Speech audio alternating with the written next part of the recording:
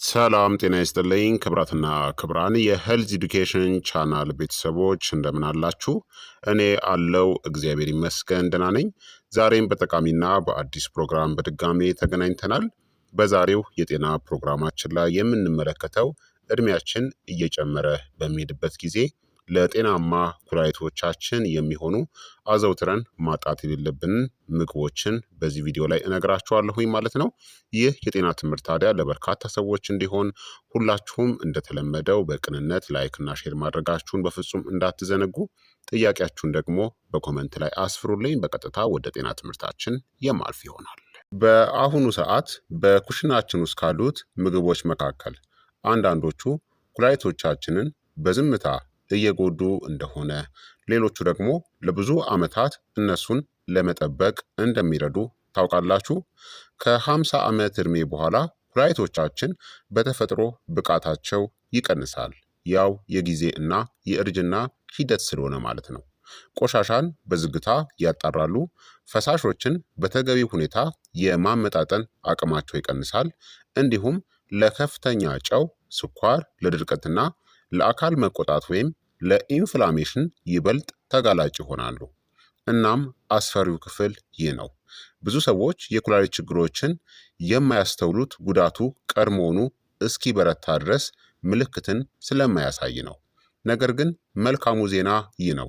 አንዳንድ ምግቦች የኩላሊቶቻችንን ስራ በተፈጥሮ ለመደገፍ፣ የአካል ብግነትን ለመቀነስ፣ የደም ዝውውርን ለማሻሻልና በየቀኑ በኩላሊቶቻችን ላይ የሚጫነውን ውጥረትን ለመቀነስ ሊረዱ ይችላሉ።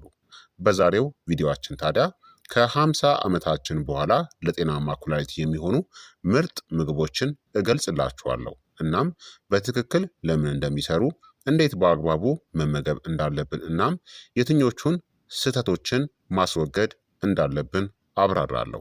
እስከ መጨረሻው መመልከታችሁን እርግጠኛ ሁኑ። ምክንያቱም በዚህ ቪዲዮ ውስጥ ያለው አንድ ቀላል የዕለት ተዕለት ምግብ ከሁሉም የበለጠ ጠንካራ ኩላሊትን ከሚደግፉ ምግቦች አንዱ ሊሆን ይችላል። በቀጥታ እንጀምር።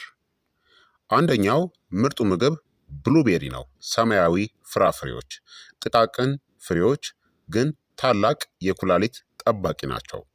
ብሉቤሪስ ከ50 ዓመት በኋላ ለኩላሊቶቻችን ጤና ከሚሆኑ ምርጥ ፍራፍሬዎች ውስጥ አንዱ ናቸው። ምክንያቱም አንቶሲያኒን በሚባሉ አንቲኦክሲዳንቶች የሰውነት መመረዝን በሚከላከሉ ንጥረ ነገሮች የተሞሉ ናቸው። እነዚህ ውህዶች የኦክሲዲቲቭ ስትረስን ወይም የሴል መጎዳትን ለመዋጋት ይረዳሉ። ይህም ለኩላሊት ማርጀትና መጎዳት ከዋነኛ መንስኤዎች ውስጥ አንዱ ነው። እድሜያችን እየገፋ ሲሄድ የአካል ብግነት ወይም ኢንፍላሜሽን እና የኦክሲዲቲቭ ስትረስ በኩላሊት ውስጥ ያሉትን ጥቃቅን የደም ስሮችን ቀስ በቀስ ያቆስላሉ። ብሉቤሪ እነዚያን ስስ የማጣሪያ ክፍሎች ለመጠበቅ ይረዳሉ። እነሱም በተፈጥሯቸው አነስተኛ ሶዲየም እና አነስተኛ ፎስፈረስ ያላቸው በመሆናቸው ለአብዛኞቹ ሰዎች ከኩላሊት ጋር ተስማሚ ያደርጋቸዋል። እናም ከብዙ የተቀነባበሩ መክሰስ ምግቦች በተለየ መልኩ ብሉቤሪስ ጤናማ የደም ስኳር መጠንን ለመደገፍ ይረዳሉ። ይህም እጅግ በጣም አስፈላጊ ነው። ምክንያቱም ከፍተኛ የደም ስኳር ለኩላሊት በሽታ ከሚዳርጉ ግንባር ቀደም ምክንያቶች አንዱ ነው። ለመመገብም ትኩስ ብሉቤሪን በኦትሜል ላይ መጨመር፣ በስሙዚ ውስጥ ማዋሃድ፣ ከቀላል እርጎ ጋር መደባለቅ። በስኳር የበለጸጉ የብሉቤሪ ጣፋጮችን እናስወግድ። ከመጠን በላይ ስኳር በትክክል የኩላሊትን ጤና ሊጎዳ ይችላል። ሁለተኛ ነጭ ሽንኩርት ነው።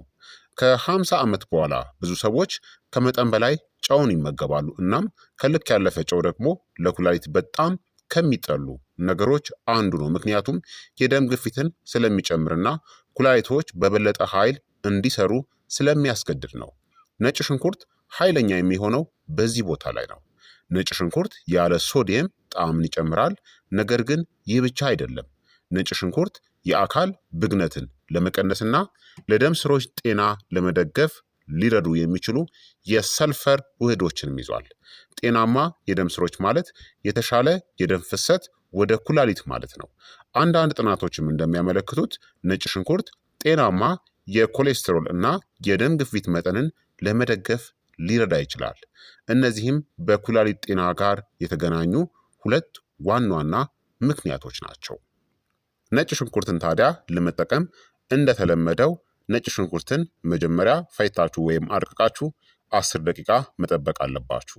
ምክንያቱም አሊሲን የሚባለው ውህዱ እንዲለቀቅ ማለት ነው። ከዛም ትኩስ ነጭ ሽንኩርትን በሾርባ እናም በአትክልቶች ውስጥ መጨመር፣ የተከተፈ ነጭ ሽንኩርትን ከወይራ ዘይት ጋር በማደባለቅ ትኩስ ነጭ ሽንኩርት ደግሞ ጤናማው ምርጫ ነው። ከፈለጋችሁ ነጭ ሽንኩርት በማርንም መጠቀም ትችላላችሁ። ሶስተኛ ጥቅል ጎመን ነው። ዝቅተኛ ግምት የተሰጠው የኩላሊት ልዕለ ምግብ ወይም ሱፐር ፉድ ነው። ጥቅል ጎመን አጓጊ ላይመስል ይችላል፣ ነገር ግን ለኩላሊት ጤና ልንመገበው ከምንችላቸው በጣም ብልህ አትክልቶች አንዱ ነው። በፋይበር፣ በቫይታሚን ሲ እና የአካል ብግነትን ለመቀነስ በሚረዱ የእጽዋት ውህዶች የበለጸገ ነው። እንዲሁም ከብዙ ሌሎች አትክልቶች ጋር ሲነጻጸር በአንጻራዊ ሁኔታ አነስተኛ ፖታሲየም አለው። ይህም የኩላሊት ስራቸው እየቀነሰ ለሚሄድ ሰዎች አስፈላጊ ነው። እናም በጥቅል ጎመን ውስጥ ያለው ፋይበር የጨጓራና የአንጀት ጤናን ይደግፋል። ምክንያቱም ጤናማ ያልሆነ አንጀት በኩላሊት ላይ ተጨማሪ ውጥረትን ሊፈጥሩ የሚችሉ መርዛማ ንጥረ ነገሮችንና የአካል ብግነትንም ሊጨምር ስለሚችል ነው።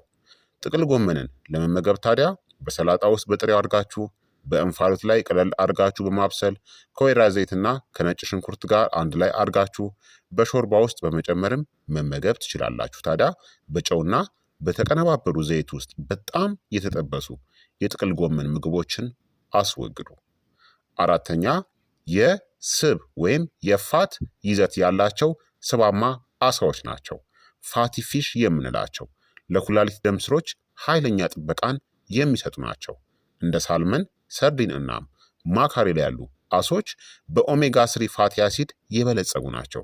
እነዚህ ጤናማ ስቦች የአካል ብግነትን ለመቀነስና የደም ዝውውርንም ለመደገፍ ይረዳሉ። እናም ጤናማ የደም ዝውውር ለኩላሊት ስራ ወሳኝ ነው።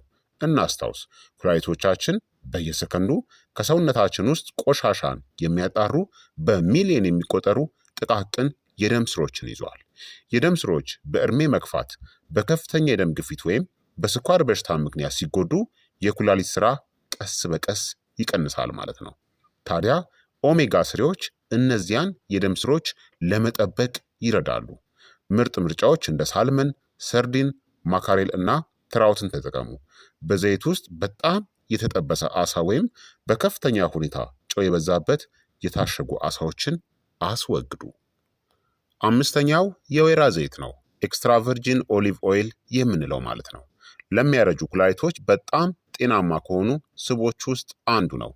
ከ50 ዓመት በኋላ ስር የሰደደ የአካል ብግነት ይበልጥ የተለመደ ይሆናል። እናም የአካል ብግነት ወይም ደግሞ ኢንፍላሜሽን ኩላሊቶችን ጨምሮ ብዙ የአካል ክፍሎችን ቀስ በቀስ ይጎዳል። ኤክስትራ ቨርጂን ኦሊቭ ኦይል ኃይለኛ አንቲ ኢንፍላማቶሪ ወይም ጸረ ብግነት ውህዶችንና ጤናማ ሞኖ አንሳቹሬትድ ስቦችን ይዟል። ይህ ከተሻለ የልብና የኩላሊት ጤና ጋር በተያያዘው የሜዲትራኒያን አመጋገብ ውስጥ ዋናው አካል ነው። እናም ይህ አስፈላጊ ነው፣ ምክንያቱም የልብ ጤና እናም የኩላሊት ጤና በጥልቀት የተሳሰሩ ናቸው። ልብና የደም ስሮች ሲታመሙ ኩላሊቶቻችንም ብዙ ጊዜ አብረው ይታመማሉ። ኤክስትራ ቨርጂን ኦሊቭ ኦይልን ለመጠቀም በአትክልቶች ላይ ማፍሰስ፣ በሰላጣ ውስጥ መጠቀም፣ በመጠነኛ የሙቀት መጠን ማብሰል፣ ቅቤን ወይም ማርጋሪንን በኤክስትራ ቨርጂን ኦሊቭ ኦይል መተካት። ታዲያ ከፍተኛውን የአንቲኦክሲዳንት ይዘትን ለማግኘት በተቻለ ቁጥር ኤክስትራ ቨርጂን ኦሊቭ ኦይልን እንምረጥ። ታዲያ ኮልድ ፕረስድ መሆን አለበት ማለት ነው። እንዲሁም በከፍተኛ ሁኔታ እሳት እንዳታስነኩት። ስድስተኛ ፖም ወይም ደግሞ አፕል ነው። ቀላል፣ ተመጣጣኝ፣ የኩላሊት ደጋፊ ነው። አፕል የአካል ብግነትን ለመቀነስና ጤናማ የደም ስኳር መጠንን ለመደገፍ ሊረዱ በሚችሉ በፋይበርና በአንቲኦክሲዳንቶች የበለጸገ ነው። የልብ ጤናን ለመደገፍ ይረዳሉ። ይህም በተዘዋዋሪ መንገድ ኩላሊቶችን ይረዳል። እናም ከብዙ የታሸጉ መክሰስ ምግቦች በተለየ መልኩ አፕል በተፈጥሮ አነስተኛ ሶዲየም ያለው ከመሆኑም በላይ ለሰውነት እርጥበትና ለምግብ መፈጨት የሚረዱ ውሃ እናም ፋይበርን ይዟል። ሙሉ ትኩስ ፖም ወይም ደግሞ አፕልን መመገብ ከአጃ ወይም ከኦትስ ጋር ከትፎ መመገብ፣ ከቀረፋ ጋር ወይም በሰላጣዎች ውስጥ መጨመር ትችላላችሁ። ከፍተኛ መጠን ያለው የአፕል ጭማቂን ከመጠጣት ይልቅ ሙሉውን አፕልን እንመገብ። ሙሉ አፕል ብዙ ፋይበርና አነስተኛ የተከማቸ ስኳርን ይዟል። ስትመገቡ ታዲያ በደንብ እጠቡት ከነ ልጣጩ። ልጣጩን ፍቃችሁ እንዳትጥሉ። አብዛኛው ፋይበር ያለው ልጣጩ ላይ ነው። ሰባተኛ ውሃ ነው። በጣም ችላ የተባለው የኩላሊት ጠባቂ ውሃ ነው። አንዳንድ ጊዜ ለኩላሊቶቻችን የሚበጀው ከሁሉ የተሻለው ነገር ልዕለ ምግብ ወይም ሱፐር ፉድ ብቻ አይደለም። ትክክለኛው የሰውነት እርጥበት ወይም ሃይድሬሽን አስፈላጊ ነው። ኩላሊቶቻችን ከሰውነታችን ውስጥ ቆሻሻንና መርዛማ ንጥረ ነገሮችን ለማስወገድ ውሃ ግዴታ ያስፈልጋቸዋል። ቀለል ያለ የሰውነት መድረቅ ኩላሊቶች በበለጠ ኃይል እንዲሰሩ ሊያደርግ ይችላል። እናም በጊዜ ሂደት ለኩላሊት ጠጠር እናም ለሌሎች ችግሮች የመጋለጥ እድልንም ሊጨምር ይችላል። ነገር ግን አንዳንድ ከባድ የኩላሊት በሽታ ወይም የልብ ችግር ያለባቸው ሰዎች የፈሳሽ መጠንን መገደብ ሊያስፈልጋቸው ይችላል። ስለዚህ ከመጠን በላይ የሆነ የውሃ መጠን በግድ አንጠጣ፣ ግን በልኩ ደግሞ መጠጣት ግዴታ ነው። በቀን ከ2 ሊትር ከግማሽ እስከ 3 ሊትር ውሃ መጠጣት በቂ ነው። ማለትም በብርጭቆ ሲሆን ከ8 እስከ 12 ብርጭቆ ማለት ነው። ታዲያ በአንዴ ሳይሆን የምትጠጡት እያረፋችሁ ቀኑን ሙሉ በተከታታይ ያንን ከ8 እስከ 12 ብርጭቆ ያለውን መጠጣት ማለት ነው። በአንዴ መጠጣት ደግሞ ኩላሊቶቻችንን ያጨናንቃል። ስለዚህ እያረፋችሁ ነው የሚጠጣው ማለት ነው። ቢያንስ ቢያንስ በሰዓታት ልዩነት ማለት ነው። የሰውነት መድረቅን ሊያመለክት የሚችለውን ጠቆር ያለ ሽንትን ደግሞ መከታተል ያስፈልጋል። ሽንታችሁ በጣም ደማቅ ቢጫ ከሆነ ውሃ ያስፈልጋችኋል ማለት ነው። ምክንያቱም የውሃ መጠን በሰውነታችሁ አንሷል እያለ እየጠቆማችሁ ነው። ሽንታችሁ በጣም ፈዛዛ ቢጫ መሆን አለበት፣ ደማቅ ቢጫ መሆን የለበትም። እንዲሁም በሞቃት አየር ጠባይ ወይም በአካል ብቃት እንቅስቃሴ ወቅት ደግሞ የፈሳሽ መጠናችሁን መጨመር አለባችሁ። ምክንያቱም ብዙ ፈሳሾችን ስለምታስወግዱ ማለት ነው። ለምሳሌ በላብ መልክ። ታዲያ ብዙ ጊዜ ከተመገብናቸው የኩላሊት ጤና በዝምታ ሊጎዱ የሚችሉ ደግሞ ጥቂት ምግቦችም አሉ። አንደኛ፣ የተቀነባበሩ ስጋዎችን ማስወገድ ያስፈልጋል። እንደ ቤከን፣ ቋሊማዎች፣ እንደ ሶሴጅ እና ዴሊ ስጋዎች ብዙ ጊዜ ሶዲየም እና በመከላከያ ኬሚካሎች የተጫኑ ናቸው፣ ጎጂ ናቸው። ሁለተኛ፣ ጣፋጭ መጠጦች። ከመጠን በላይ ስኳር ለስኳር በሽታ እና ለኩላሊት መጎዳት የመጋለጥ ዕድልን ይጨምራል። ሶስተኛ፣ ከመጠን በላይ ጨው ከዋና ዋናዎቹ የኩላሊት አስጨናቂዎች አንዱ ነው።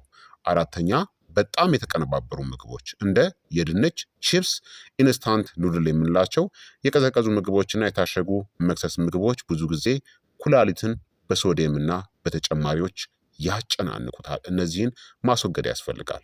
ኩላሊቶቻችን በቀን 24 ሰዓት ለእኛ ተግተው ይሰራሉ። ደማችንን ያጸዳሉ፣ ፈሳሾችን ያመጣጥናሉ፣ ማዕድናትን ይቆጣጠራሉ፣ እናም የደም ግፊትንም ለማስተካከል ይረዳሉ። ነገር ግን እድሜያችን እየጨመረ በሚሄድበት ጊዜ ከምን ጊዜውም በላይ ተጨማሪ ድጋፍ ያስፈልጋቸዋል። ምክንያቱም ለረጅም ዓመት በጫና ውስጥ እየሰሩ ስለሆነ ማለት ነው። መልካሙ ዜና አነስተኛ የሆነ የዕለት ተዕለት የምግብ ምርጫዎች በጊዜ ሂደት ትልቅ ለውጥን ሊያመጡ ይችላሉ። ስለዚህ በቀላል ነገር እንጀምር። ብዙ ፍራፍሬዎችን እንደ ቤሪ ፍሬዎችን እንጨምር። ከመጠን በላይ ጨውን በነጭ ሽንኩርት እንተካ። ብዙ አትክልቶችን እንብላ። ጤናማ ስቦችን እንምረጥ። የሰውነታችን የእርጥበት መጠንን የተጠበቀ ይሁን።